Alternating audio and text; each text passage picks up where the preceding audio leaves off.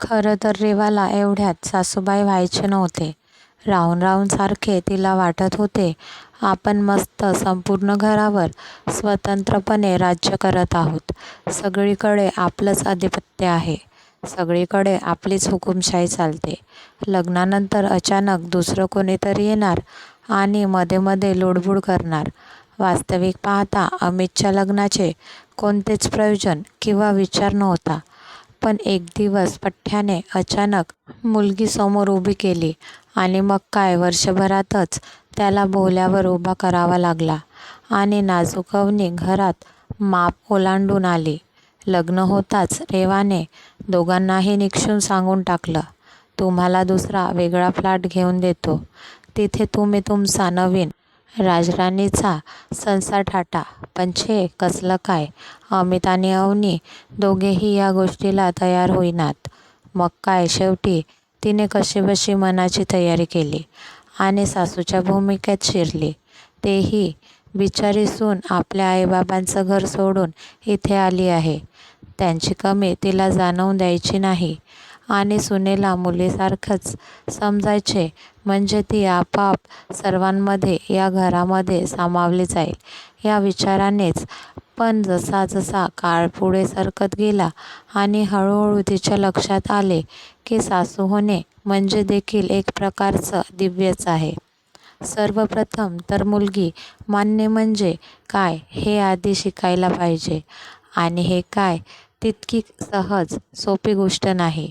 कारण होतं असं की आपण जेव्हा सुनेला आपल्या मुलीसारखे वागवतो ना, तेव्हा त्याचा एक वेगळा अभिमान म्हणा अथवा एक गुर्मी मनामध्ये जागृत होते आणि त्याप्रमाणे अपेक्षांचं ओझं आपण तिच्यावर लादत जातो. रेवाचंही असंच झालं. तिने भराभरा आपल्या चांगुलपणाची आणि तिच्या अवगुणांची यादी डोक्यात तयार केली. मी किती चांगली आहे, तिला मुलगी मानते, पण तिला याची जाणीव आणि कदर नाही. तिला घराविषयी, घरातील लोकांविषयी काहीच वाटत नाही. निव्वळ स्वार्थी आहे. कारण सुनेने करायच्या कर्तव्यांची यादी तिच्याकडे तयारच होती. रेवाने सून या शब्दाला एका चौकटीत बांधलं होतं आणि त्या चौकटीतच ती सुनेला शोधत होती. त्या चौकटीत जर ती बसली तर ती खूप चांगली, सर्व गुणसंपन्न सून असणार होती आणि जर ती चौकटीबाहेर गेली की मग स्वार्थी, अडाणी, आईबापाने काही शिकवलं नाही अशी अनेक लेबल तिच्याजवळ तयारच होते. सामाजिक बदल कितीही झाला तरी लग्नसंस्थेच्या पारंपरिक चौकटी लवचिक होताना मात्र दिसत नाहीत आणि या चौकटीचा सर्वाधिक जाच घरच्या उंबरठा ओलांडून येणाऱ्या सुनेला भोगावा लागतो. घरातल्या लेकींना मोकळी ढाकळी वागणूक मिळते. शिकण्यापासून ते करिअर निवडण्यापर्यंतची सगळी मोकळीक दिलेली असते. पण जेव्हा आईबाप सासू-सासऱ्यांच्या भूमिकेत शिरतात, तेव्हा मात्र मुलीने आदर्श सुनेचे सगळे गुण एका झटक्यात आत्मसात करावे अशी अपेक्षा तिच्याकडून केली जाते.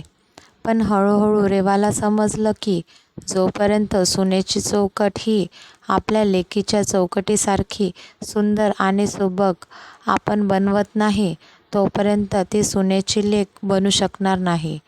ही उपरती होताच रेवाने सुनेच्या चौकटीची डागडुजी करायला सुरुवात केली. या कामात तिने अमितची, म्हणजेच आपल्या लेकाची, अवनीच्या आईबाबांची, तिच्या भावंडांची मदत घेतली. अमितच्या लग्नाला जवळजवळ 3-4 वर्ष होत आली. पण ती सुनेची चौकट काही लेकीच्या चौकटीसारखी नीट सुबक बनलेली नाही. पण तिचे प्रयत्न अजून चालूच आहेत. तिने निर्धारच केलाय, जोपर्यंत ती चौकट हवी तशी पूर्ण होत नाही तोपर्यंत थांबायचं नाही. सासूचा मुलगा हा सुनेचा नवरा होतो आणि एक असुरक्षिततेची भावना मनात घर करू लागते. आतापर्यंत गृहिणी म्हणून घरसंसार सांभाळणारी सून भविष्यात जाऊन सासू बनते. सून असतानाची होणारी तिच्या मनाची घुसमट ही सासू अध्यायाचा स्वीकार करताना मनाच्या कुठल्या तरी कोपऱ्यात जतन करून ठेवलेली बाहेर पडते. नवीन घरात प्रवेश केल्यानंतर सासूप्रमाणे सुनेलाही नव्या संसाराची गणित जुळवावी लागतात. अवनी मात्र ही गणित कशी सोडवायची हे चांगलंच जाणून होती आणि म्हणूनच अवनी रेवामध्ये आईला पाहत होती. दोघींचे विचार सारखे, स्वभाव थोडेफार सारखेच, अगदीच जुळतात असं काही नाही, पण आहेत. कधी रेवा तिच्यावर चिडलीस तर ती पण कधी राग मनात धरत नाही किंवा तिला उलटूनही बोलत नाही. ती सर्वार्थाने रेवाची लेक बनली आहे. आता बघूयात तिची सुनेची चौकट कधी लेकीच्या चौकटीचं रूप घेते ते.